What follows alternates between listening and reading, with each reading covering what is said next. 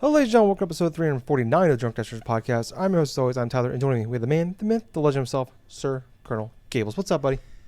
Oh man, speed running, retro games, a hell of a lot of news, and quite honestly, I'm actually just glad to be back podcasting. Yeah. Man, I'll tell you what though, a lot of my time spent has been actually going through and watching bits of YouTube, just content on YouTube, where I've been checking out, just catching up of a lot of like the games, awesome games done quick. They do this like the beginning part of like the year. They have a couple of different subsidiary major events. One's early January, and the other was like during the summer with summer GDQ and stuff. And basically, what I do is I like watching these speedrunners going through my favorite games like super fast. Sometimes I actually learn little bits and tricks and stuff if I'm going through like a game, like say more recently, if I'm going through like a Mario game, like say if I'm going through one of my favorite games of all time, Super Mario Brothers 3, and I want to go through and watch a speed run of how people like Mitch Flower Power or Grand Pooh Bear, these speedrunners can go through and do this and do that. Every time I watch them, I gotta go through and try it out inside of the game. So it's like I want to. So that's part of the reason why I actually went through and re-upped my Switch Online for the year, most recently, because I wanted to Nice. not only just stream a lot of the just play the SNES and like the NES game app that they have on the Switch, but I love trying out little glitches, little hints and tricks and stuff. Like for example, inside of one of the levels for Super Mario Bros. 3, in the water world, there's this castle, right? Not this castle, but like a miniature base right as soon as you finish stage 2, where you have access to these doors, and one of the doors and stuff like that is the correct one that you can go up these stairs and like to the room where Boom Boom is at. And yeah, that's the name of the boss, Boom Boom. He's one of the the mini bosses inside Mario 3. So there's a glitch where if you go through the third door super quick, like pixel perfect, you can actually skip and go to the actual stairway to take you to Boom Boom. Because honestly, it originally you would have to possibly use the seventh or the eighth door or something like that. But if you want to cut time and stuff, that glitch, if you do it pixel perfect, which I have done that quite a few times after watching and just experimenting with it. Oh man, it's so fun just to go through and just like try new techniques, and especially if you want to clip through blocks and stuff and bypass an entire stage. I've done that too. I've actually uploaded things onto Facebook. Like it was either last year or something like that, where I'm at stage 7-1, right, of Super Mario Bros. 3. And Yeah. usually that level, you have to go inside of a door and stuff like that, and you have to go through this pipe maze that auto scrolls up. You have to climb up in order to get like to the top of the stage in order to get to the end of the stage. Well, for this one, if you go to the beginning part before the door and you run and hit these blocks, these section of like this wall just right, you can actually clip through the entire wall and back and like go and cut through the entire stage. I've done that a couple times too, just basically by accident. There was actually a couple I didn't know I could clip through inside of like World 8, and it was just so hilarious. Because here I am, I'm like one of the last castles of the very game, right before you have to go to Bowser's like final level and stuff. Where I was going through this one block part and I accidentally like clipped through the wall. I'm like, okay, how the hell? I didn't know I could clip through this. And all of a sudden I just go past like the initial part that was blocked. It's like, well, I don't need this item now. I just go and just do this. It's like one of the biggest joys about being a gamer who's just played a lot of video games for so long, is you find these little quirks inside of the games you grew up playing, and you just realize, oh, hey, I can actually clip through this wall if I want to get through this now. Oh, hey, maybe if I do it this way, I'm going to go and I can finish this level faster, you know? It's like an added challenge, and it's also very enjoyable that I've discovered. But, yeah, you know what? I haven't really done too much of anything else besides playing games, watching YouTube, and the general work stuff. But Tyler, how have you been doing? Doing okay. Been a pretty busy couple weeks since we last recorded. Well, I think it was like about 3 weeks ago we recorded last when we did all those shows. But um, Courtney and I decided to renew our lease at our apartment we're at. So that's Nice. kind of it's pretty exciting. Well, not really exciting because we're not really moving, but I mean, we're not, it's exciting with the fact we don't have to move again. Um, but we like when we moved in here, we never really made it. Like we just kind of we assumed we were gonna be leaving in a year. Our lease is up at the end of March, Oh, I see. and like So you re up I to like really another year, pretty much. yeah, because they gave us like a deal for re-upping for another year, but it was like Nice. um, we never really planned on staying here very like for past the year. We're just like it's a place for now, and then we'll get something better that we want. But it's kind of just like a collection of like we just moved all our shit in here, and then we didn't really like. Courtney did a really good job of like she's pretty good at like putting stuff together, making things look nice. Or I just put shit places and then it just stays there. But we never really like made the effort to like make it homey. So Yeah. I think that's part of the reason like we're like ready to leave and like what we talked about and like it's just like all right, well if we stay here another year, we need to like put some like work, because that means we're gonna be here till next for another 14 months essentially. It's like we need to actually like invest and make this like homey. So like we went out because it's not a very big apartment like and it's like we just have like there's stuff that we don't really use that we just kind of like put in places. I mean, she made it look nice, but it's just there and we don't use it. So like we went out, and we put a bunch of stuff in storage that we don't really use, but we'll need eventually, but not now.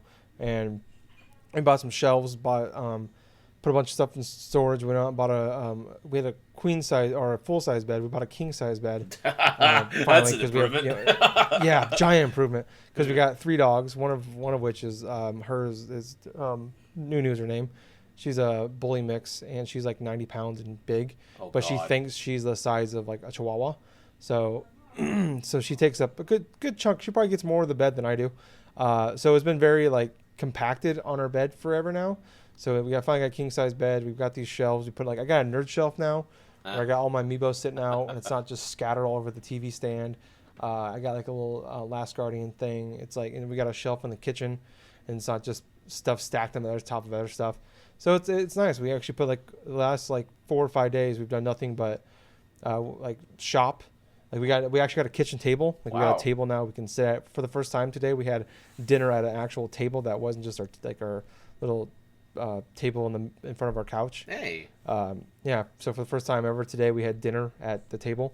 So yeah. So it's been pretty hectic. We just last like 5 days. That's all I've pretty much been doing is what we did together. But picked the shit out, got the stuff, got shelves, put all the shit together. So it's been pretty exhausting week or so. So today's like the first time, like tonight's the first time, like we got to sit down and relax and stuff after we put the table together today. And then, but I don't know, not much other than that, just working a lot, doing all that. Kind of like you, I haven't been playing a whole lot. I played a little bit of a game that I'll talk about here in a little bit, but, Right. yeah, like for the most part, I've just been like watching a lot of stuff. So, just getting caught up on my backlog of like TV shows and movies I want to watch, since there's not really a lot coming out that I want to play for a while. Like I don't know. I guess we can just jump into like the games really fast, like what we've been playing really fast, because I've been playing just kind of like you like to say, like a hodgepodge of stuff. Yep. I don't know. I play a little more Death Stranding, and I'm just like it's just not clicking for me. I'm just like, yeah, the story's great and I like all that, but I just like the majority of the stuff I don't like it, so I just kind of put that. I'm like, I'm done with that. So I actually like got like the Doom trailer came out. The Doom Eternal trailer came out like a week and a half ago, and so I started really playing Doom. I played the first couple levels of Doom again. That was a lot of fun. The only thing that sucks though is like I don't want to do like I was like, oh, I'm gonna play through Doom again, but I'll just go do like I'm like, I thought there was like a new game plus where you keep all your weapons and all your like power ups and stuff. Like I'm just gonna go through it and play that again with all my shit and just fly through it just for shits and giggles for Doom Eternal comes out. And then I realized there's not a new game plus. There's just like you just replay the levels and they take all the cutscenes and all that stuff out, which kind of I don't know, kind of sucks, kind of ruins the flow. So I don't know, I played the first couple of that. That was a blast though. But I was wanting like if they had a new game plus, I would have played through that game again. Nice. I re-downloaded Last of Us. I'm a few hours into that. I'll be playing through that again because Last of Us 2 is coming out. And then what else have I've been playing? Oh, God damn, I just spaced it.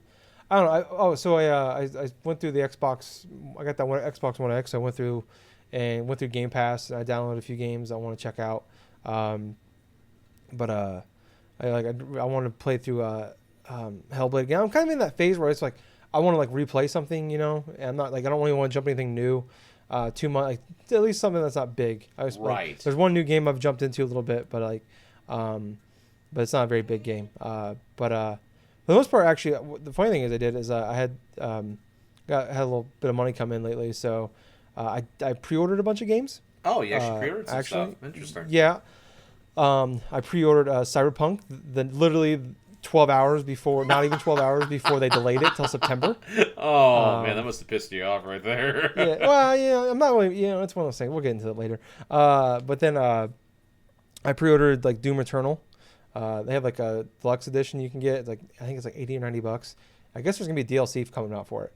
So I pre-ordered that. What else did I pre-order? Last of Us 2. Pre-ordered that.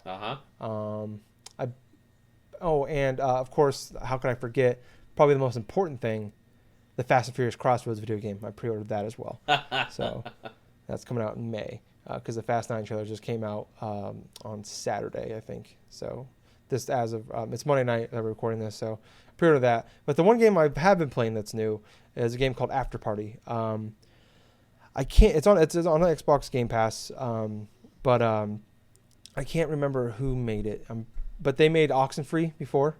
That was their first game, which I remember Justin went back and I remember it was like $5 like a year and a half ago or so on Switch. We got ported over there, and I remember Justin went back and played it on there. And a lot of people actually. I think that game got a little more popular when it came out on Switch, and it was on sale for $5. I remember seeing a lot of people picking that up, or people talking about, hey, pick this game up, it's $5.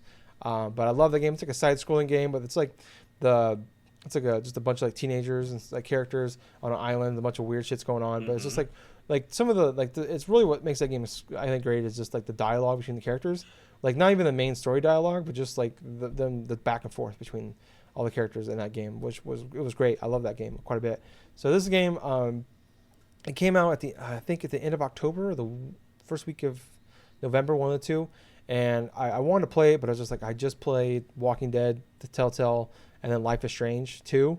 And I still had like Death Stranding, Star Wars, and Pokemon I wanted to jump into. So I was just like, and I'm playing those Life is Strange and Walking Dead. I was just like, I'm kind of burnt out on narrative-driven games where it's like there's no action, there's nothing like that. It's all like dialogue choices and just wandering through this world.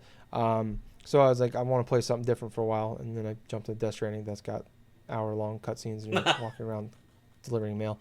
But anyways, so I jumped into that recently. I'm only like an hour and a half in, but I have laughed out loud on at least 4 or 5 occasions. It's a really funny game. Like it starts off like I was at Lilo and Milo, and I can't remember the other person's name. So it's a boy and a girl, and they just graduated. They're celebrating. They just graduated college, and they're at this party, and they're like all talking like they hate parties, stuff like that. Like they're happy to never to see these people again, blah blah blah, and then all of a sudden like something happens. They're at the party, and like the next second they're in hell. And they don't know like what happened. All of a sudden they can only remember a little. The only thing they can really remember about their lives, they don't know how they died. They don't know what happened. Just that 1 second they're at a party, next second they're in hell, and they're together. And it's like there's stuff that happens like when they get to hell, they go like they wait in this line, and they get assigned jobs or like assigned like tortures for like what like happens to them, like what happened. Like so like you see these people like they get like every day for 12 hours a day. You're gonna be hung from your testicles for like stealing like robbing that convenience store multiple times. It's like you're gonna get your nipples cut off every day, and they'll grow back. Or you get your boobs cut off. It's like this girl's like you're gonna get your boobs cut off every day, and they'll regrow back every night, a little bit longer, a little bit bigger every time. And it's like for like punching a cat or something like that. Like it's like really stupid shit. Like and like the back and forth, like it's really dumb and it's funny. Like but like there's some characters like voice actors that I recognize. Like Javanica, I can't remember how to spell her last name, but she was in the she played the main character in the Star Wars Battlefront 2 Mm-hmm. main campaign, and she's in that new movie Away Home or Way Back, I think, the new Ben Affleck movie. She's like the female lead in that. But Right. she's fairly famous. She's done some gaming stuff before, but she's a big gamer. Ashley Birch, who has done a lot of voice acting. She's one of the more famous female voice actors. She also played Chloe in Life is Strange, which is Right. where I recognize the voice, but then it took me a little bit to get two and two together. So there's a lot of familiar voices. But the voice acting is great. The writing is excellent. I think I'm enjoying this one more than like I enjoyed like Walking Dead and Life is Strange. And it took me to playing this game to realize like why. Maybe it's like because there's some seriousness to it, but but for the most part it's kind of comedic, and it's like there's a lot of levity to it. Where like in Walking Dead and Life is Strange, it's a very serious game all the way through. There's some like laid back, relaxing moments, but there's no like real comedy. There's nothing like it's just like it's very serious and all the way through. And this game is just like it's a breath of fresh air when it comes to that. Where like there are different styles. It's not like Walk Dead like you just like dialogue choices. You do a little walking around stuff like that, and then it's 3D. This one is all 2D side scroller. And then like what basically the story of the game is. And I haven't got to the main part yet, but the story of the game is that they want to go they don't want to be dead. They want to go back and be alive again. So Satan has this rule where like everybody there drinks. That's all they do is they just drink. It's a party all the time. Like so Satan has a party that goes 24/7, and you're waiting in line to get into this party, and they ask somebody, how long have you been waiting in line for? He's like, well, and it's current day, so 2019. He's like, well, when I was in line, when I first got in line, Back to the Future was a big thing. So it's been like this guy's been waiting in line for 30 years, wanting to, to do to get to this party. So it's pretty good. So basically, like they have this rule. Like I haven't got to the party yet, but basically what they're going to do is if they get to Satan, like if you can beat Satan in a drinking contest, then he'll let you be alive again. Essentially, take you back to your bodies. So yeah, like I said, I'm only a little over an hour in, but I'm enjoying the hell out of it. I'm excited to go back to, and I love the art style too. It's very cartoony. It's very like colorful. Where a lot of games nowadays there's not a lot of color to them, especially like a Walking Dead, where it's very blah and bland colors, which is on purpose for like that game. But same with Life is Strange. But I just love the color palettes of this game. So yeah, I'm enjoying this one quite a bit. Can't wait to go and play through it again or play through it some more. What about you, Gables? All right, for what I have been playing, it's been like what you just rephrased, like what you were saying, like hodgepodge. So, quintessentially, I decided to play. I don't know why. I just had the urge to play through Mega Man X. Now, for those who don't know what Mega Man X is, it's pretty much like a sub-series of the original Mega Man series. So it's sort of like a spin-off series, if you will. So these games were predominantly introduced like in the 90s, like towards the mid 90s and stuff, or early to mid 90s, all the way up until, gosh, I want to say like the mid 2000s and stuff in terms of how many of these X games were there. But I have some nostalgia for the original Mega Man X, more or less because I played the game originally on the Super Nintendo. I beat that game on the Super Nintendo. And so when I saw that the Mega Man X collection was on sale on the Switch's eShop, I decided, you know what, it's time to delve in once again. So I downloaded it, and it took me until this time in order to go through and try playing the original game. And what's interesting is not just like the difficulty of it, but I actually remembered almost close to nothing about it besides going through specific bosses and stuff. So inside Mega Man X, you have to choose your own stage. At the end of each stage, there's a boss. And so these bosses are more or less themed after specific animals. So obviously you have the Chill Penguin. You have the Sting Chameleon. You have Spark Mandrill. Armored Armadillo. The Boomer Coanger. And let's see, you have Launch Octopus. I think it's about 6, now that I think about it. Yeah, and you have Storm Eagle. And I think there's like one more that I'm missing. I know, that's probably going to it's probably just going to come back to me sooner or later.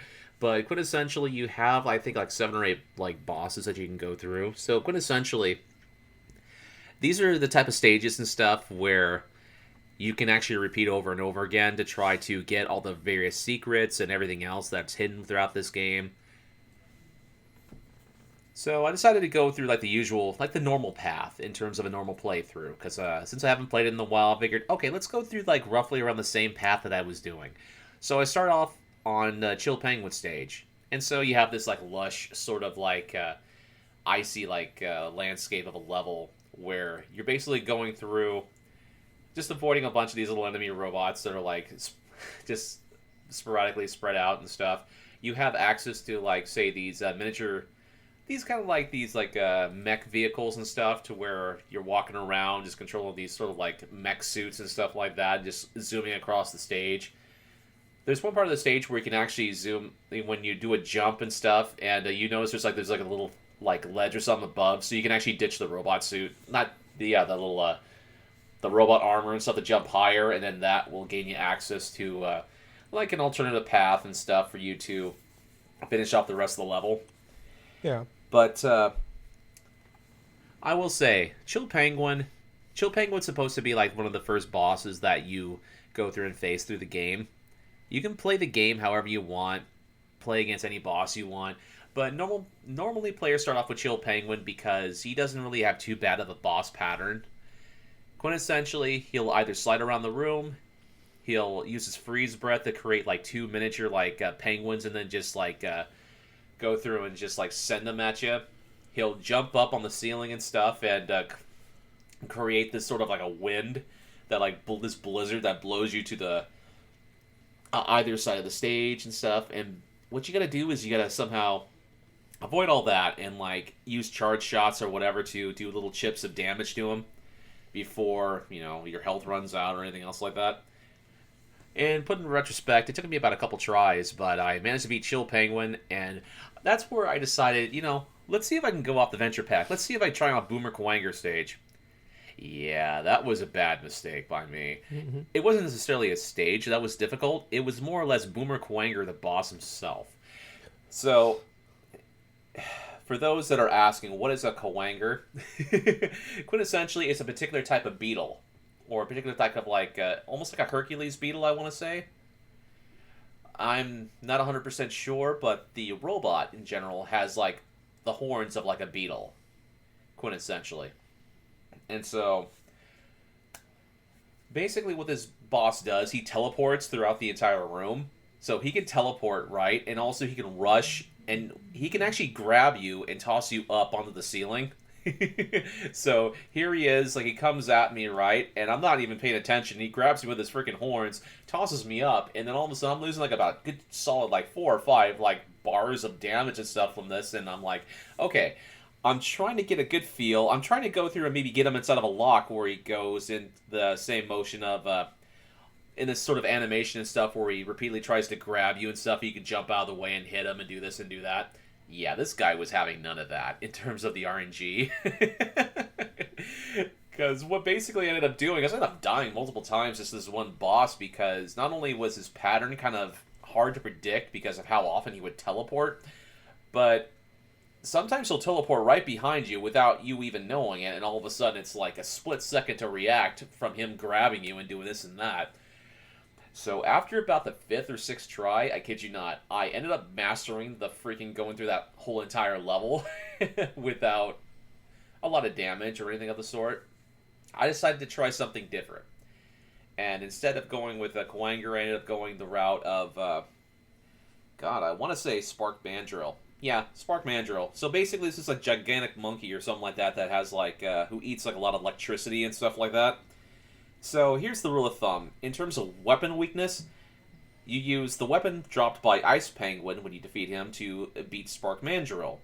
And then you can use that to his weapon to beat like Armored Armadillo, and then use Armored Armadillo's stuff to beat like, I want to say not Launch Octopus, but basically what it is like every time you pick up a weapon, you get to beat, you can actually go forth and face a particular boss that's weak against that weapon. That's kind of like what I did. But Basically, what I ended up doing is I ended up going through a lot of the bosses inside of that state, inside of the game and stuff. And some of my favorites, like listening to the music of like Storm Eagle and then Flame Mammoth, it just got me. It just got me really happy and nostalgic for like listening to a bunch of these boss tracks because they're pretty freaking good. I mean, this is well composed. The music's well composed. The stage layouts are fantastic. And quite honestly, I can understand why people back in the day, when they played this game, like how much fun and enjoyment that you got just out of replaying and trying to get further and further inside of a level. Because wow, it's definitely a great experience in that regards. Further on, I decided to get the last couple of levels, like the Sigma levels, they're called. And basically, what they are is like 3 stages where you have to go through a complete boss rush, and then face off against a couple, like about a new boss at the end of that stage. So quintessentially, the bosses that you already went through and terrain throughout the levels, you get to reface over again inside of 3 subsequent levels where you have to fight all the bosses again. But this time you have all the different weapons and all the different power-ups. So speaking of power-ups, inside of this game you get to collect things like these little energy hearts, which will increase your life gauge.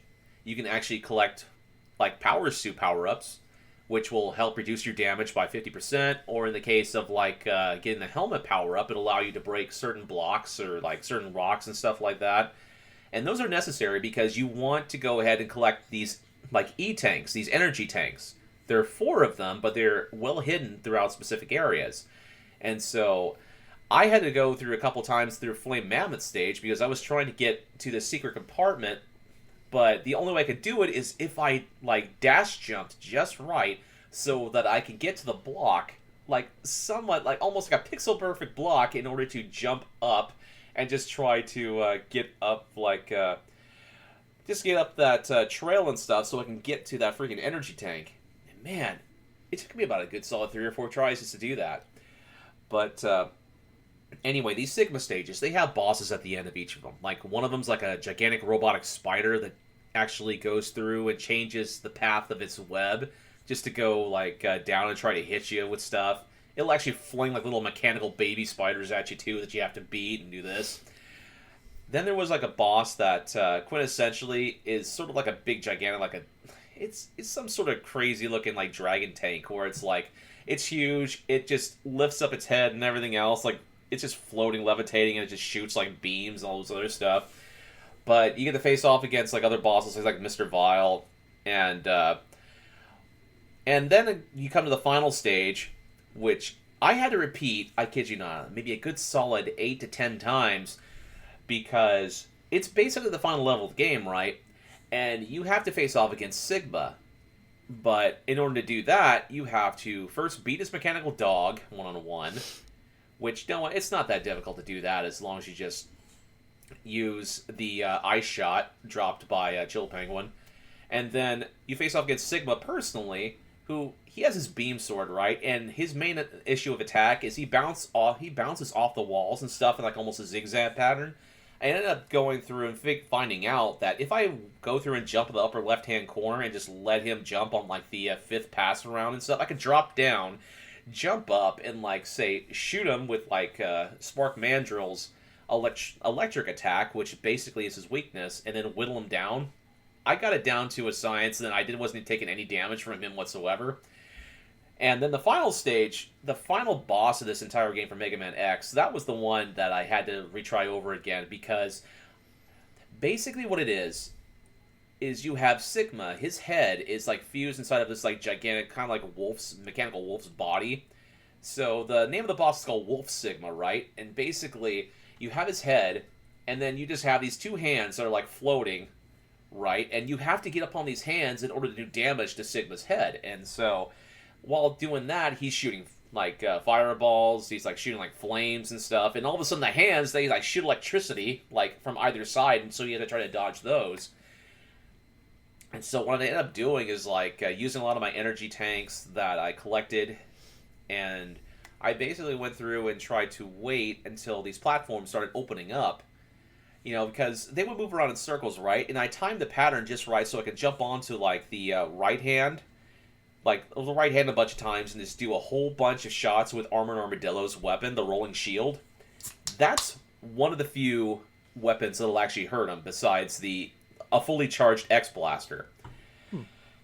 That's one of those other power-ups and stuff. But I ended up beating the game. I got everything inside of Wow. that game, including the hidden power-up that you could get in Armored Armadillo stage, but you have to see the spot, I kid you not, 4 times, and then on the 5th time you go to that exact spot near the end of the stage, there is a capsule. There's this giant like power-up capsule, right? And so you go up and there's Dr. Light from the original Mega Man. It's like, hey, here's an extra power-up that I want you to use.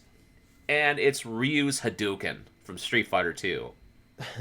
No, it's quintessentially Ryu's Hadouken attack. Mega Man X, he even actually goes through and says a little Hadouken every time he goes through it. That's awesome. They actually add a little voice clip, a miniature voice clip of Mega Man X just going through just saying Hadouken every time he shoots a fireball. And the funniest part about that fireball, it does so much damage. You can one-shot bosses with that power-up. Wow. But only if you remain full charge. I don't know what happened. I was never able to use that Hadouken after I earned it. I honestly don't understand why. I'm not sure if it was a glitch inside of the game that kept me from doing it. But it was hilarious because here I am at full health. I'm able to do the Hadouken. And yet I'm not able to perform the Hadouken. And I'm like, no, I'm doing it right.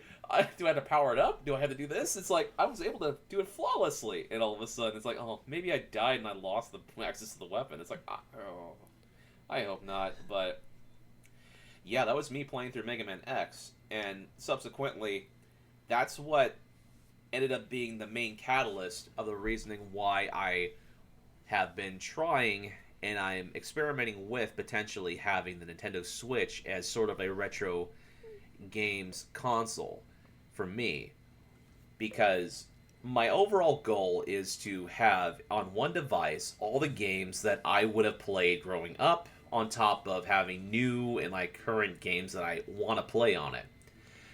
So the Mega Man collection is one of them. I have thought about purchasing the Castlevania collection on the Switch, even though I have it on PS4. I want to try to download, say, Contra, that collection, because the Contra games, oh my god, I have heavy nostalgia for the original Contra. I played that as a little kid, as a little 5-year-old and stuff. My older brothers would play, the co-op feature. You know how co-op inside of the games like Contra are? They're shit. So it's like, quintessentially they are, because you're shooting the other player, killing the other player, and earning their weapons, and then just going forward. Yeah. If you want to play a real shitty Contra game, play the one that came out. What was it, last year? Oh yes, yeah. Trust me, you do not want to play Contra Rebirth. That's what it's called. It is a horrific game, and it's the complete opposite of what you want a Contra game to be. And Konami, for the life of them, still try to put that game into 3D. Yeah, it made it even worse. And quite honestly, the number one thing that prevented me from buying that game is like the trailer for it. No, well, not the trailer, obviously, but there's one thing in Contra that you never should limit, and that's how many bullets you can shoot at a time. You're constantly firing shots, firing bullets and stuff like that inside Contra games. It doesn't matter if you have the regular pistol or if you have like a spread shot or missiles or like a laser beam or something like that. You're not limited to how fast you shoot. That's never been a thing in Contra up until Contra Rebirth. You have a cooldown bar inside that. That defeats the entire freaking purpose of playing a Contra game. What the hell is the point being of Contra? in 3D. But yeah. But other than that, though, I did play some other games, but quintessentially I did an any percent run through actually all 3 of the Super Mario Brothers games on NES, as well as Super Mario World. So I beat those 4 games last night. I played those games so many times growing up, and then when I go through and I have the access to stream them through the NES and the SNES app, I mean, granted, there are save states that are used inside there, but at the same time, I use them either if I run out of lives or something like that, and I just want to repeat the entire level, going through and familiarize myself, or if just random crap just starts happening, like, oh, well, I couldn't control that. Well, time to rewind. That's always nice. It's always nice. And that's a feature that was not prevalent inside of the Mega Man X collection on the side of the Switch.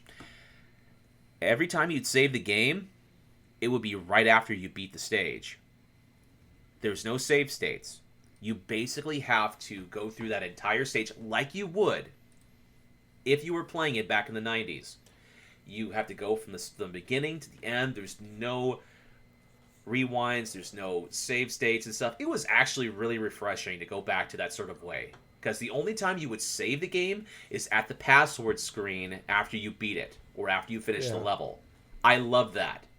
I love that because not only do I know where I'm at, but I can go back to the menu, go to password, load the password. They actually reworked it where you can actually press X to load where you left off, and that's where you can go for and do that, instead of having to input the cumbersome password system and stuff. It's just little things like that I love. But yes, that's pretty much it for me for gaming for this week. Well, very cool, man.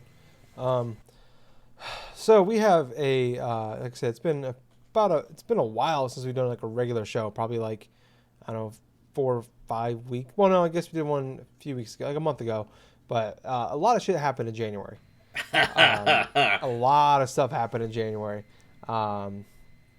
So I don't know where we want to start here. Let's start with let's start with what's going on recently. We'll go with most recent stuff here.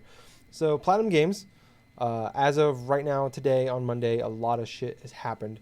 Some rumors started coming out like Friday or Saturday that there was something that there was going to be a Kickstarter for the Wonderful 101, and Wonderful 101's been like, it's coming soon, or it's like been rumored forever or talked about forever about being another Wii U port to the Switch. Well, there were some rumors Friday, Saturday about they were going to do a Kickstarter for Wonderful 101, and I'm like, that's kind of weird. I didn't really believe it, but it was Game Explain, which Game Explain, for the most part, when they say something, it's right. I've subscribed to them on YouTube. I like them a lot, actually. I don't watch all their stuff, but when it comes to like stuff like this, I usually pay attention to them.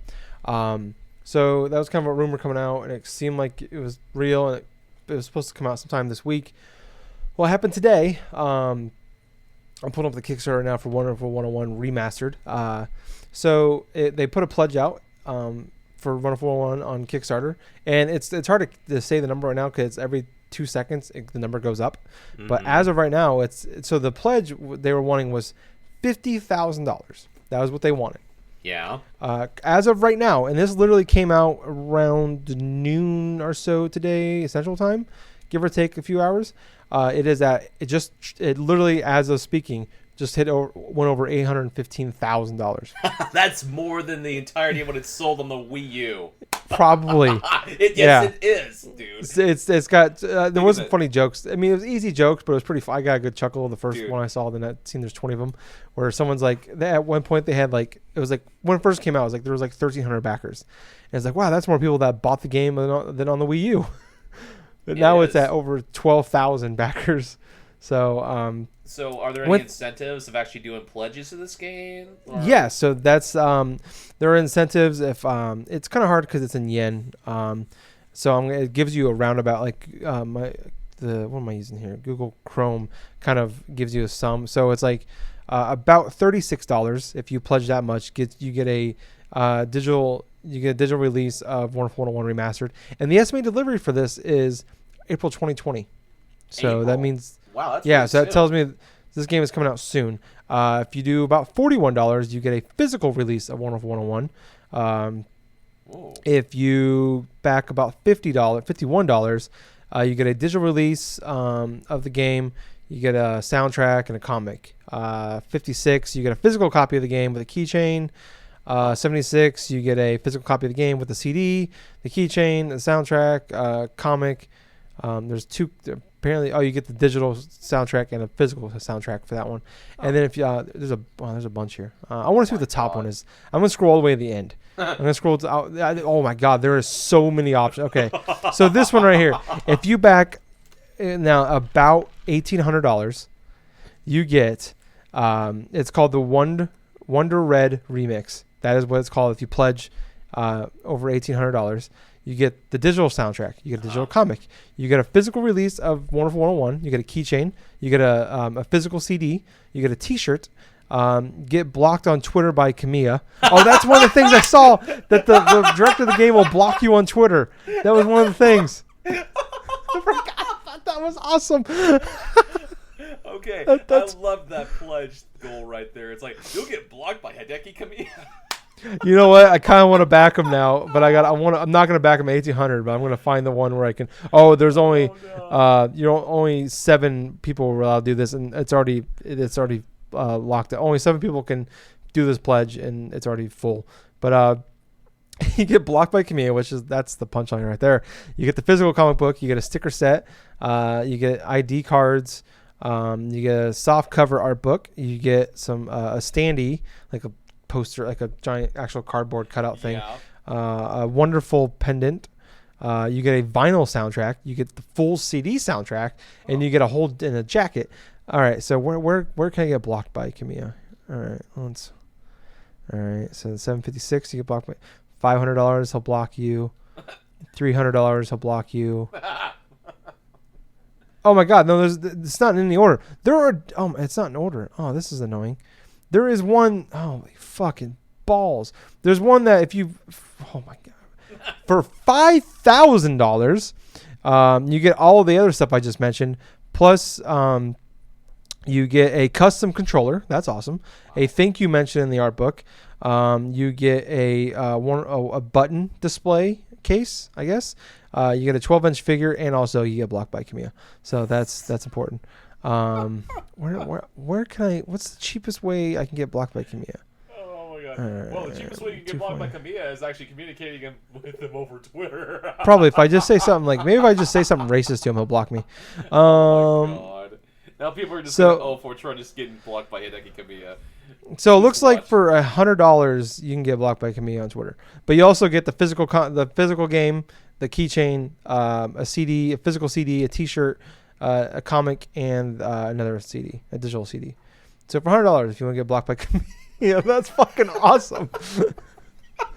It's at 818,000. Literally in that 3 minutes we've been laughing at that fucking thing. It's at 818. It went up $3,000. Oh my God. So yeah, it's pretty crazy watching this thing go up. So that's been going on today, and also on top of that, there's a website now that Platinum put up. Let me see if I can find the actual thing real fast. Platinum. I was just looking at it earlier. Platinum Games. Here we go.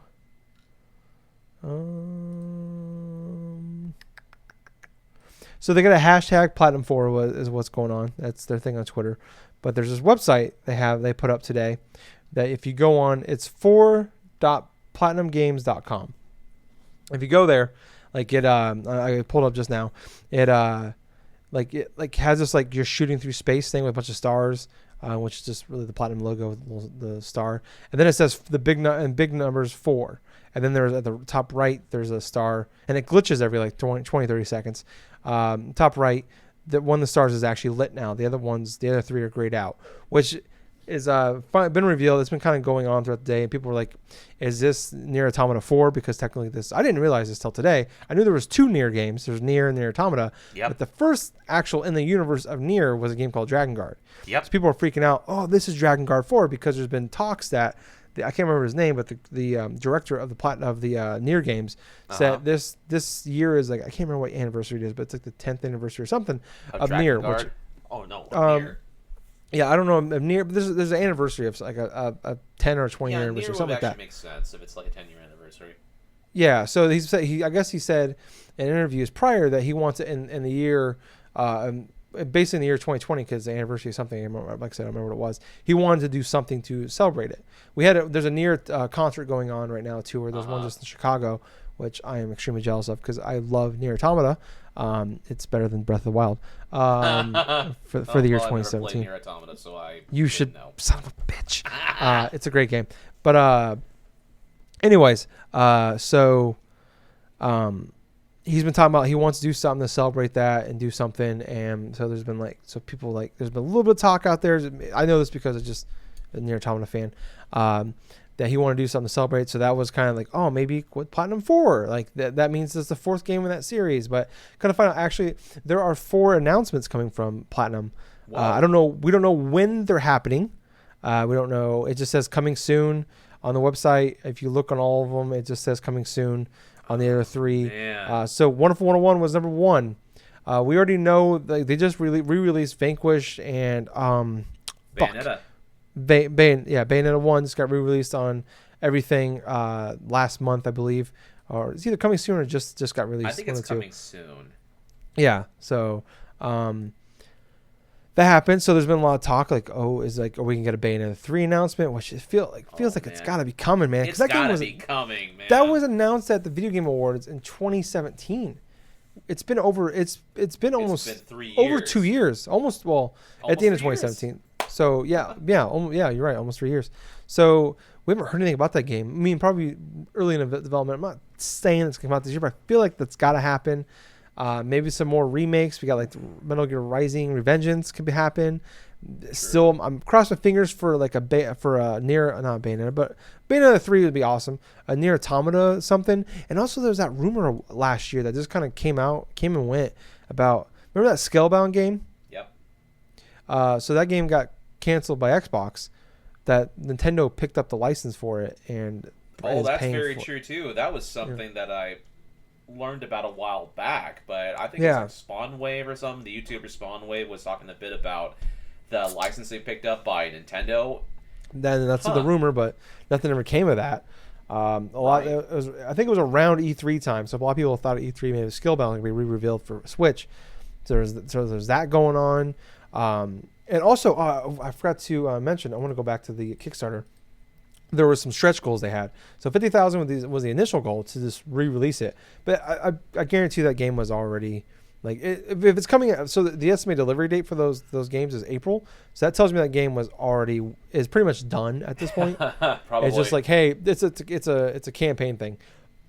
Of like, or a hype thing for it. Honestly, I think that's probably one of the smartest things they could have possibly done with that game, because it probably wouldn't sold as much otherwise. Yeah, so 50,000, it's going to get a Switch version. 250,000, which is hit already, get a Steam version. For 500,000, it's going to get a PS4 version, so that's big.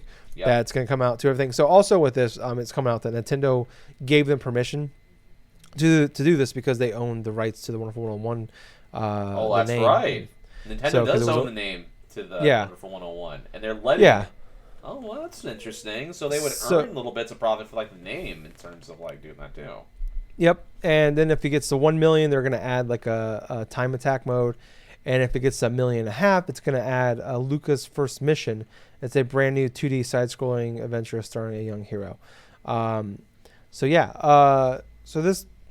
It's already got the 500. It's already hit the PS4 version. Time attack is at 1 million, so that's the next thing. As of right, literally in 10 minutes talking about this, it's gone up over $7 million. Wow. It's already over 820. It's at 821,000. When I pulled this up, when we first started talking about it, was at 813. So it's still going. It's going to cool off eventually, but it'll probably hit 1 million, maybe get 1.5. But the weird thing is that the whole stretch goal picture is not completely filled in. It looks like it's partly phased out, so there could be more stretch goals they're adding later. Like, where's the Xbox version? Where's an Epic Games Store version? Things like that. Where's Wonderful 101 2? Maybe, possibly, potentially. I don't know. But anyways, so it's pretty crazy. Like, I love Platinum. You like a lot of the Platinum games. Yes, I do. So yeah, I don't know. Like, I think this is. I played Wonderful 101. I remember. I think I bought it not too long after the console came out because I remember Justin raved about it, and I just couldn't get into it. I didn't like because you had to use the touchscreen on the Wii U gamepad. Wasn't that? Yeah, it was. It was. I hated that. In the gamepad. Yeah, so I didn't like that. But I mean, if they're remaking this for Switch and I don't have to use that, I can use a regular controller for it and the PS4. Like, I'm actually interested in that. Like, I want to play this game because it sounds really cool. It seemed really cool. And I'd love to actually play this game the way I want to play it. So I don't know, Gables, where are you at with 101? It's one of those games I've had for the Wii U for quite a long while. I actually played some bit of it, but at the same time, I actually put the game down because I got kind of tired of the gimmicky stuff with the gamepad and stuff. But I know that it's one of those games that was sort of went under the radar on the Wii U, and at least with this new with this new stretch campaign that they're doing, Platinum is doing in terms of raising not only awareness for Wonderful 101, but now you have people like guaranteed. They actually, I feel like they played their cards right with that, because Wonderful 101, when came out on Wii U, it really didn't sell all that well. It was actually underwhelming in terms of a release, but it was fun. There was a lot of good quirks, a lot of good ideas and stuff. I just wish it was just not readily just everything would do with the gamepad in that regards.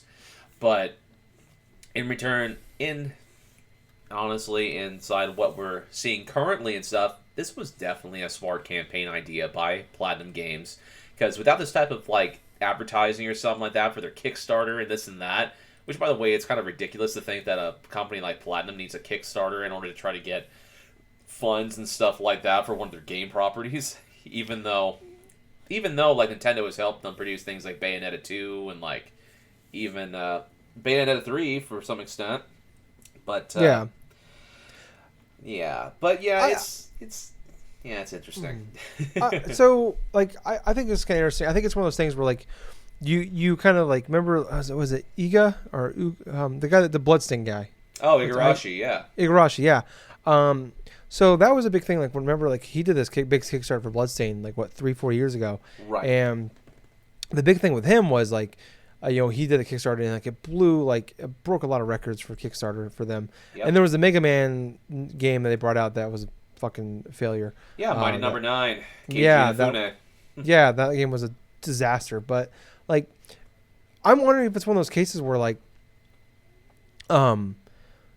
where you hear about those games come out and it's like they hit like they're right away, and then later on you find out they get like, oh, those people are going to help them publish it, or these people are going to help them help pay for make the game. And I think it's one of those cases like where those things were already in place, right? Like where like the help, they already had a publisher or somebody else to help them fund the game, but they had to prove to them there was an audience to it, so they put them on Kickstarter and to show that there's an audience for these things and make that money like that boom fast. And like, hey, like a lot of times you hear like a company say, if you go on and get $1 million in Kickstarter, we'll help fund this game, blah blah blah, so on and so forth.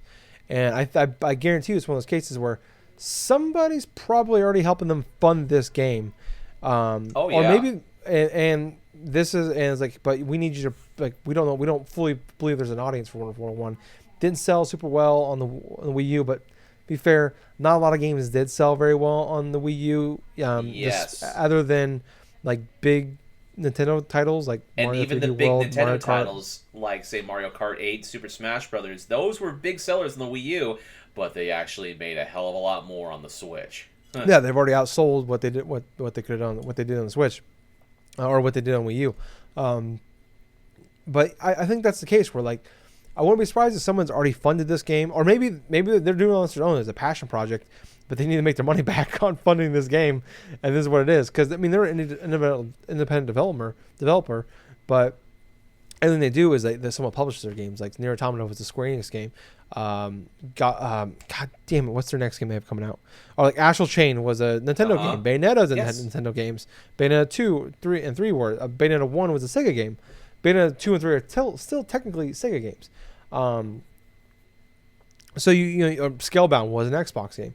So I wouldn't be surprised if like one or two things: either they need help making their money back on funding this game, but they'll probably make that back in sales, but or two, like they're trying to prove that there's a case to fund and make Wonderful 101, maybe Wonderful 1 or Wonderful 102. That could also be something that may potentially come down the line. But honestly, when I think about it, there's a couple things that initially kind of struck me, and that's something I realized while we were both discussing this. In terms of pre-orders and stuff like that, a game like Wonderful 101, honestly, I don't think would get like a lot of pre-orders and stuff like that for, say, at a GameStop or this or that and stuff like that. Oh, no. But in terms of this advertising, say, by Platinum Games and the stretch for things, I wouldn't be surprised to see more game developers try doing something similar. I know there have been game developers have done things that are similar to that, say like Shenmue 3 and like Bloodstained and this, that, and stuff. But this is actually one of the first things I've seen where like like a major kind of publisher, like a major like gaming developer, like in Platinum Games and stuff like that, going to Kickstarter, doing that, it's like you gotta believe that they had some sort of funding involved and stuff like that because they already have. It seems like to me is they already have the stuff relatively done. It's just like all that's left now is just to get enough interest in order to release this game. And quite honestly, by what they're doing for the stretch goal, it absolutely makes sense because they want to make the most bang for their buck, and they don't believe. I don't think Platinum believes that by if they released it normally, it probably won't get as much. But adding these incentives, these stretch goals, and all these other like weird quirks, like being blocked by Hideki Kamiya, which that's just still that's meme worthy right there. Just how you can actually get blocked by one of the key developers inside the game. But I just feel like that this was just a gigantic PR move that actually ended up working for them in the long run because now they got more profit than what they can do with for the Wonderful 101, and they don't even have a concrete date of when it's going to release this year, other than like an April, like stretch goal, pretty much. Yeah. So it sounds like April is yes. So it'll probably come out in March or April. So that tells you, obviously, like we already said, it's coming out soon. So the cheapest one, the back is, it's about $30, about $36. It says, you get the digital release for this game, and I just Googled now, like if you can purchase this game like outside of Wii U, and there's nothing out there for it yet. Nope. So there's no other way to get like basically pre-order this game outside of this Kickstarter, which for about, like it says, $36 you can pre-order the digital version. So I don't know. I feel like I don't know, going into the Platinum 4, the four announcements they're gonna make. We know one is Wonderful 101 is going to remastered. We can. Is it safe to assume that Bayonetta 3 is one of those four? Would you assume that? I honestly, at this point, I would assume that Bayonetta 3 would be one of those four announcements. Yeah, and we don't. I don't know. I mean, I'm hoping. It's more of a the fan in me is hoping it's a Nier announcement of some sort. Even though we just had the Nier, they re-released Nier last year for like a bundle last year. Even if it's like a remaster of the original Nier that came out like around 2010 for the 360, that would be nice. Yeah, well, it was a PS3 exclusive actually. Because guess what? It actually is on both the PS3 and also the 360. Oh, was it really? I thought it was exclusive. I'm sorry. Here's the kicker: you cannot play that game backwards compatible with the Xbox One. That was one of the RPGs that I could not go through and buy, even when sitting on GameStop, because the only way you can play games like that or Eternal Sonata is by actually playing on the original hardware, and that is a big old freaking pain in the ass in that regard. So I'm hoping that it's like some sort of a remaster for the original Nier. That'd be awesome. Yeah, I think something Nier has got to be one of those three. Is the fourth one, like going back to the Kickstarter, proving that there's an audience for this game? Could the fourth one be, hey, we just made, they're gonna break 1 million, probably tonight, or sometime early tomorrow, as of this recording time. Easily. Is this gonna be like? Can the fourth one be Wonderful 101 2? Well, or Scalebound? Ooh, that's a good point. If you're a betting man, what do you think's the other three? So we know one. There's three more. What do you think the three most likely are? I think we could both agree Bayonetta 3 is one of them. All right, so there's two more. I agree that Bayonetta 3 is probably one of them, but the other two I would think is one's going to be like a Nier, the original Nier remake, or like a remaster. Yeah. And the last one, I could possibly see it being like, oof. Oh boy. Okay, I'm trying to. Now say again. What were the other two options that we have here? Like, say. So there's a Nier remake or something Nier. Wonderful 101 2. Scalebound comeback. Okay. Out of those two, I would think that'd be like like Wonderful 101 2. Honestly, I would bank more than say like a Scalebound-esque sort of thing. Yeah. Okay. It just makes sense if they break a specific point. There's got to be more to this than just like what I was stating previously. in terms of raking up more awareness of the Wonderful 101 and this and that, get all these stretch goals and stuff like that. Because honestly, if they've already are being funded and stuff, this could potentially try to gauge interest so they could release a Wonderful 101 too. It's like a sequel or this and that, which that would be interesting. And I believe that would happen if that game sold well, the original. Yeah.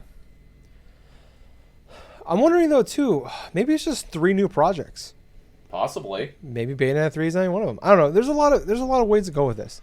And it's exciting. Like, I love Platinum. Like, when Platinum is good, it's great. There's a lot of there's a lot of shitty Platinum games. Like, remember, like, Justin and I played the Ninja Turtle game that was garbage. And that was not good. They had a stretch there where they, like, because there's like I think like 3 or 4 different actual like Platinum teams. Yep.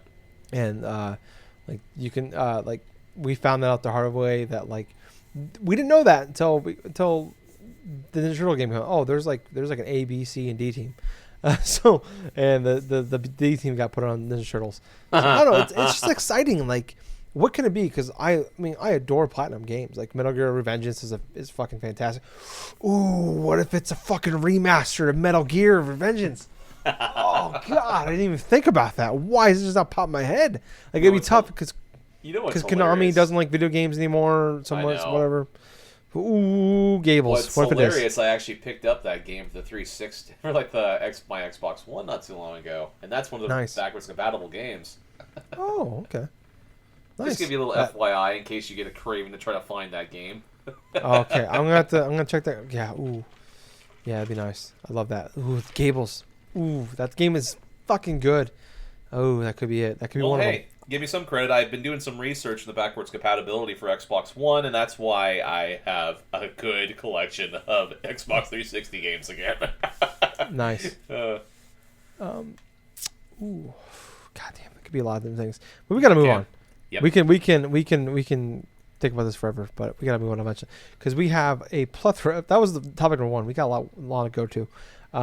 So I'm gonna move into next. This is a big one. It happened a couple weeks ago or so, about a week and a half ago. But PlayStation will not be at E3. I don't know, Gables. I don't know about you. It was something we talked about last year about this time last year, I want to say, where they announced that Sony announced that PlayStation wouldn't be at E3 for 2019, and we were all kind of stunned and shocked. I was like, well, they got the big 4. They have like Ghost of Tsushima, Last of Us, what was it at that point? Days Gone, and let's see. We are forgetting the 4th game. Last of Us 2, Ghost of Tsushima, Days Gone. What was the 4th one? It's gonna drive me goddamn nuts. Honestly, I forgot at least what the 4th game was. Me too. Moving on though. We'll come back. It'll hit us eventually. We'll feel like idiots. But so we're like, well, that makes sense. The year in 2018, all they had was those 4 games, and they had Resident Evil 2 to show off. That was it. And then like a couple of like VR games. So there wasn't a lot to show off.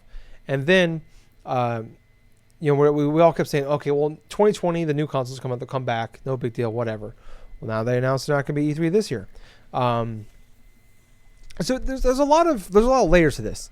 Like where is like PlayStation at? Where is E3 at? Like what's going on with E3? It's like it's kind of a bummer. Like E3 is like Christmas to us gamers. Like you and I, a lot of gamers, even like people just in the industry. Like it's kind of interesting. Like listen to people like when it was announced, like going on Twitter and like listen to people that they're like IGN, GameSpot, YouTubers think that go to E3 every year. And like it's a big celebration. Like it's almost like a year-end celebration in a way for video games. For them, where they all get together and they just like it's parties and it's like we get to play all these like new games that just got announced, see all these reveals, and it's a big great experience. And for us, it's great like seeing all these games. We love E3. It's Christmas for gamers, and it sucks to see that maybe E3 like is kind of dying. Like we've seen the writing has been on the wall for a while, for E3 where it's like. EA left, but they're still around. They're still in the area. They have EA Play every year, but it's like down the street. Microsoft left, but there's still the press conference every year. That's just down the street. Now Sony is out as well. So it's like Nintendo is kind of half-assed, and they don't do press conferences anymore. They've done it for a while, to be fair, but like they still at least have like a little area set up in there. But it's like Activision isn't there anymore. They just kind of put Call of Duty or whatever the hell they're releasing in the like someone else's booth, things like that. So I don't know how we want to tackle this, like in what order, but it's like like in a way, like I could see like why like they want to break off of E3 because like off that whole thing, like where it's going, because like we see them try to be more like, and it's something because it sucks because like I would like one of my goals in life is from a kid is like I want to go to an E3 one day, and now they actually sell tickets to go to E3, but it's like why want to go to E3 when the things I want to see at E3 aren't there anymore, or the majority of them aren't. I don't know. So I don't know. Where are you at with this, Gables? Well, for one, I'm not surprised that Sony wanted to elect and drop out of E3 for like the second year in a row, considering that they do their state of play stuff. Mm-hmm. And honestly, it's at that point and stuff where a company as big as Sony doesn't need to go to the LA Convention Center whatsoever to bring their games along with them to advertise in that sort of retrospect. But at the same time, it's like E3 is almost becoming an entirely different entity than what it once was. Where 20 years ago, it was like a massive sort of like celebration. You still had parties and stuff like that, but the last 10 years has seen this thing progressively just kind of decline in terms of like, not only in terms of which companies are attending. I mean, hell, Rockstar, that was one of the first companies that decided to do their own separate type of things. Then obviously with like, say, with Sony, with Bethesda, with God, even with Nintendo to some extent, even though they bring their games over to the E3, like the convention center and stuff like that, let gamers go through and like play their other stuff. For Sony, they were a major part, but at the same time, the last couple of years has proven that they don't need to go to an E3 in order to show off what games they want to show off. What's weird to me is, what's the best way to really advertise your console? Your new console that's going to be coming out towards the end of this year. Wouldn't you want to have, like, say, people, like, say, actual gamers go through and get their hands on, like, the new device and stuff and play some of the demos and the new games at the convention center? As, you know what? And that's just the thing. From my perspective, yes, because you want people to be hyped coming into the holidays knowing full well that, hey, this game was amazing that I played. I want to buy it when it comes out in late November or in December. That's what I don't get about this announcement. I feel like that this is a completely missed opportunity to get gamers, the people that you're trying to sell this console to, you know, not having access to play those type of like the main draw games, the launch games that are going to be out for the PlayStation 5. Yeah. You know that Microsoft is going to do something to where gamers are going to have that option to go through and maybe try the Series X, see how much power is behind what they got going with their device, have some key games that are going to be on display, probably Gears to some extent, maybe like Senua's Sacrifice 2. And that's the whole thing that really kind of confuses me about Sony dropping out of the E3 and stuff. This is a pivotal year. This is the end of the life cycle for the PS4 and introducing the PS5. You want every last bit of momentum to ride in so you don't have to do, or you don't do, what the transition from PS2 to PS3 was, when in terms of that. Which quintessentially the transition to that was high price, SKUs that were relatively underwhelming and underpowered at the time. And on top of that and stuff, there was a lot of extra features that many gamers didn't bother going and getting up until the system was like about 3-4 years into its life with all the other stuff. But yeah, you know what? That's kind of where I stand with Sony and E3. You know. Yeah. It's, I don't know. I mean, I'm not. I think there'll be something there. Right. I think they'll be around in some sort. Like, you know, Microsoft is around. They're just not at the actual E3 area. Right. EA, like, they still have their big gaming event, but they're not at E3. Technically, I feel like they have to, because it's something that people talk about a lot. Where like, that's E3 is a big thing not only for the, you know, for fans and people in the industry, as like, you know, people that work for IGN, GameSpot, things like that, YouTubers, but also it's a place where a lot of business people that work in the gaming actually work for gaming companies. Yeah. Like that's where they get together and discuss and have business deals.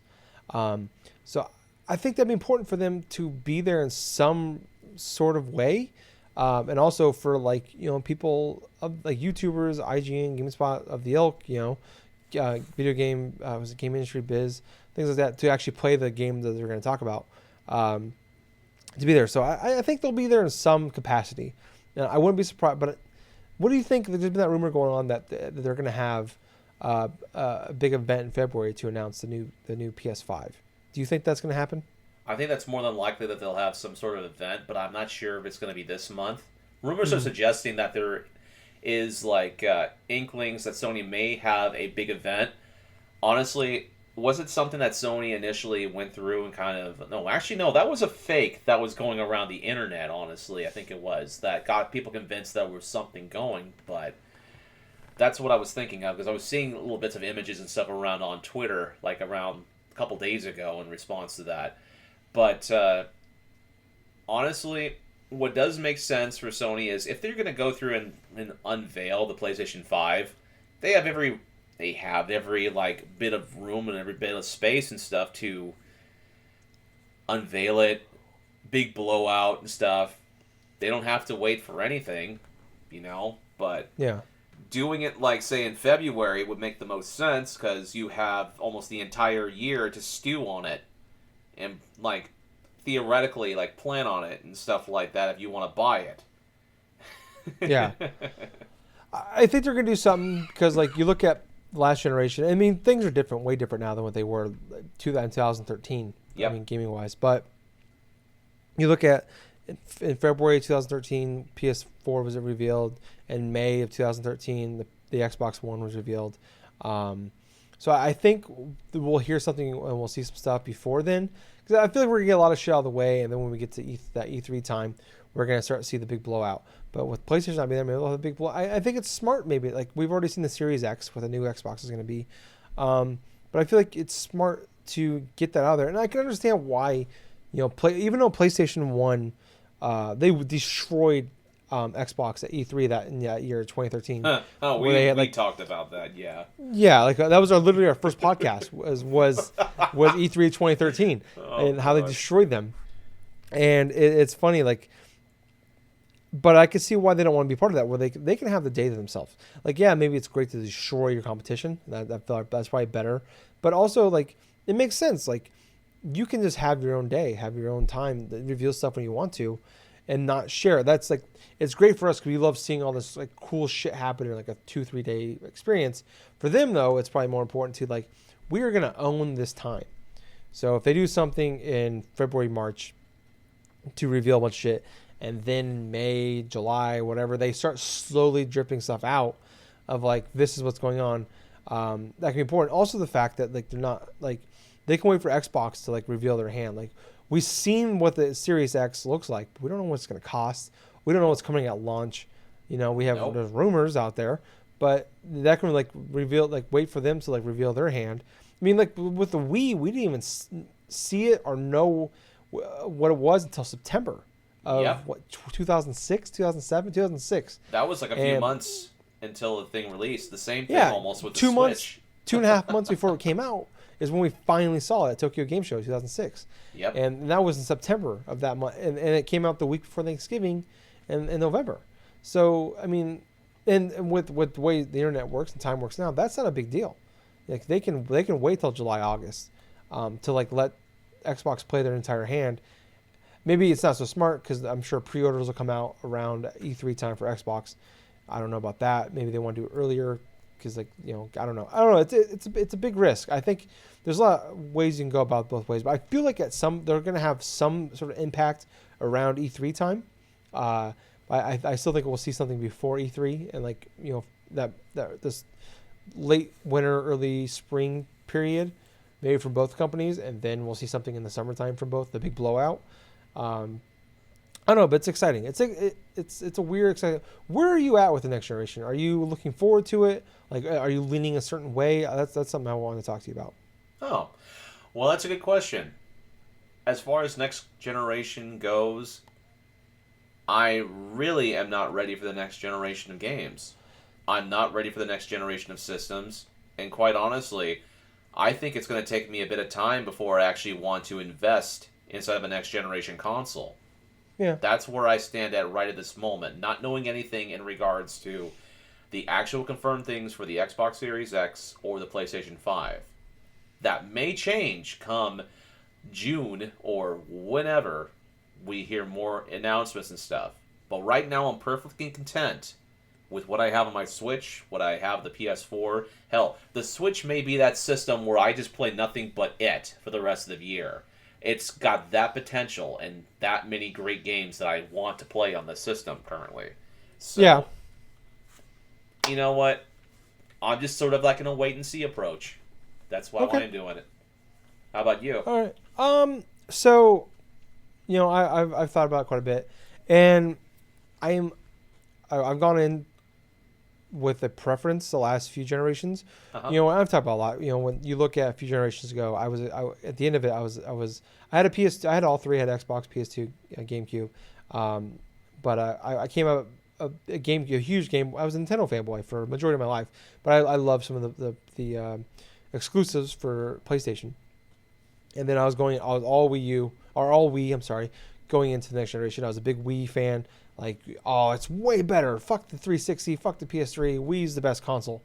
And then I came out of it like I hated the Wii. I was a 360 guy, but also, I had the PS3 for I could play the exclusives. And then going into this current generation, I was all about what the Xbox One. I was all Xbox One. I'm like, that's the console I'm going to get at launch. That's the one I'm going to play, and then eventually I'll get a PS4 down the line. And then obviously the E3 happened, totally switched where we were at. And I feel like, obviously they won the generation like 2-1 almost. It sounds like maybe even more with the PS4. And I'm going into it now where like, same kind of idea where like the Series X coming out sounds cool. It's probably gonna be more powerful. It sounds like than the PS5. But there's gonna be two models of Xbox at launch. It sounds like a cheaper one that's less powerful, and then the Series X, and then also a PS5. But where I'm looking at it is that Phil Spencer came out and announced that they're not going to have any Xbox Series X exclusives for until 2021, 2022. So to me, I'm going into it looking at if I'm going to get one console at launch, it's going to be the PS5. Where like, okay, Halo Infinite is going to be a launch title for the new Xbox, but it's also going to be on the Xbox One. Mm-hmm. And I have the One X. So it's like, why am I stressing about getting the new? I mean, it'd be awesome to have the new powerful pretty thing, but it's like, unless Sony announces the next thing, like, hey, say Horizon Zero Dawn 2 is the launch game for PS5, but also you can play it on PS4. Like, I'm like you, I'm gonna wait. But if it's exclusive to PS5, obviously one of my favorite games of this generation. If you just listen to our last podcast, I'm gonna be a PS5 guy. That's where I'm gonna go. So I'm leaning more towards that. Like, well, I'm assuming at this point in time, I'm gonna get a PS5 around launch time if able to. But I'm being open-minded. It's kind of a fun time where I'm being open-minded about everything. Where I'm not like, I don't have that fan. Like I play most of my games on my PS4. I play my exclusives on Switch, and then like Game Pass stuff and exclusives I play on Game Pass. But it's kind of a fun time where for the first time in my entire life in the last couple of years, I've been pretty console agnostic. Where I'm not a fanboy of anything. And it's fun. It's a fun time. It's more fun now, and I'm not getting like irrationally angry about like fanboyism. I'm not like, oh fuck you for saying something bad about Nintendo or the Wii. Then the GameCube is amazing, blah blah, blah, which it is, but I'm wrong. But like I don't have that like, I don't have that guard up anymore. It's a fun time. So yeah, I'm like I said, I'm leaning towards assuming I'm getting a PS5 at launch. We're gonna wait and see. But let's move on because we got a lot to talk about, and we're quite a ways into this. This will probably be broken up in 2 episodes. So that means episode 350 will be a second part, and we're gonna call that the I Need About 350 episode. So that's gonna be a thing. Need About 350. We've been making that joke for 6 goddamn years, and here we are, Gables. Finally here. We're finally fucking here. The Need About 350 episode.